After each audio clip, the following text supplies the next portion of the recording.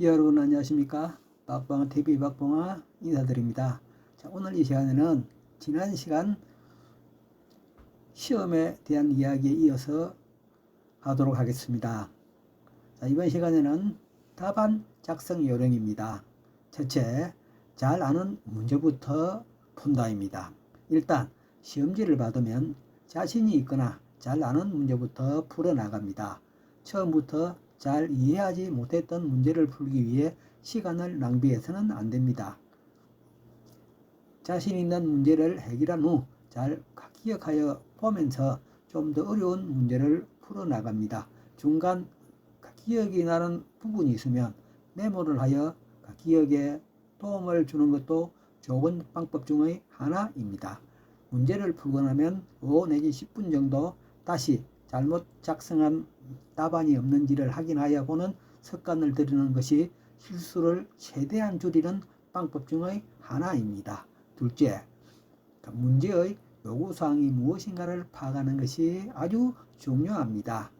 틀린 문항을 찾는 것인지 바른 문항을 찾는 것인지를 정확하게 파악하는 것이 중요하다는 것입니다. 즉, 문제를 출제한 의도를 파악하는 것이 아주 중요하다는 것은 말할 필요도 없습니다. 초등학교 때에는 잘 아는 문제도 이해가 부족하거나 문제의 출제 의도를 잘 파악하지 못하여 틀리는 경우가 많으니 평소 책을 읽고 충분히 책의 내용을 이해하는 것이 중요합니다. 옛날에는 책을 많이 읽으라고 했는데 요즘에는 책 읽기를 좀 소홀히 하는 것이 아닌가 생각됩니다. 책의 내용을 이해하는 것 못지않게 전체의 내용을 이해하는 것도 중요하기 때문입니다. 셋째, 답안 작성은 바로 바른 글씨로 써야 됩니다. 무슨 글자를 적었는지 채점자가 판단하지 못하면 아무리 알고 있어도 채점자가 알아볼 수 없어서 오답으로 처리할 수 있습니다. 그러니 정확하게 바른 답안을 작성하는 것이 필요합니다. 넷째, 시험 준비 사항입니다. 첫째, 시험 전날에는 잠을 충분히 잡니다.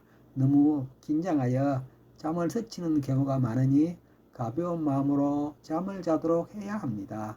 둘째, 시험날 아침 식사는 가볍게 하고 소화에 부담을 주는 음식은 되도록 삼가해 주는 것이 좋습니다. 셋째, 시험 종료 시간까지 몇 번이고 되풀이하여 보고 기억을 더듬어 보면서 실수를 최대한 줄이는 것이 중요합니다. 넷째,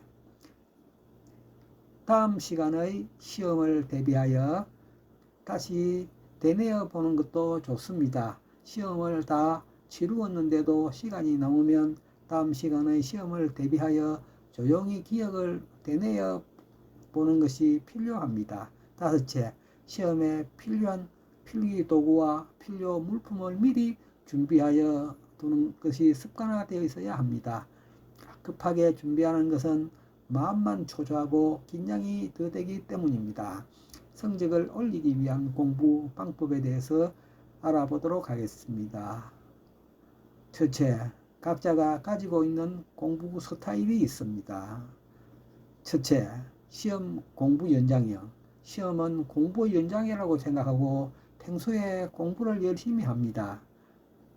급하게 시험이 다가오니 공부하는 습관을 들이지 않는 것이 좋습니다.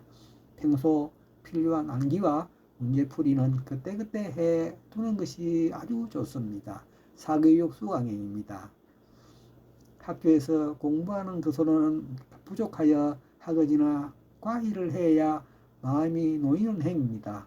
무조건 과외를 받아야 된다는 생각을 가지고 있는 유행입니다.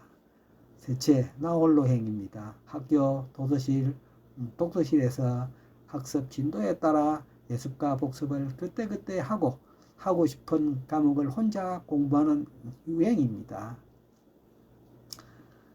아무것도 하지 않는 행.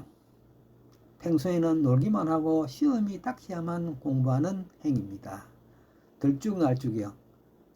자기 나름의 패턴도 없고 공부하다가 놀고 놀다가 다른 일하고 하는 행으로 계획을 가지고 있지 않고 멋대로 하는 행위 들쭉날쭉 행위입니다. 공부의 종류를 알아보도록 하겠습니다. 학년별 기초 기본 학습이 있습니다. 평소에 공부하고 특별히 공부하는 것 없이 항상 기본적인 학습을 하는 습관을 가지는 것입니다. 그래서 개념에 대한 완전한 이해와 원리를 알게 공부하며 그 교과목이 요구하는 능력을 갖추는 것이 중요합니다. 그래서 평소 꾸준히 공부하여 필요한 지식을 사전에 습득하여 공부하는 것입니다.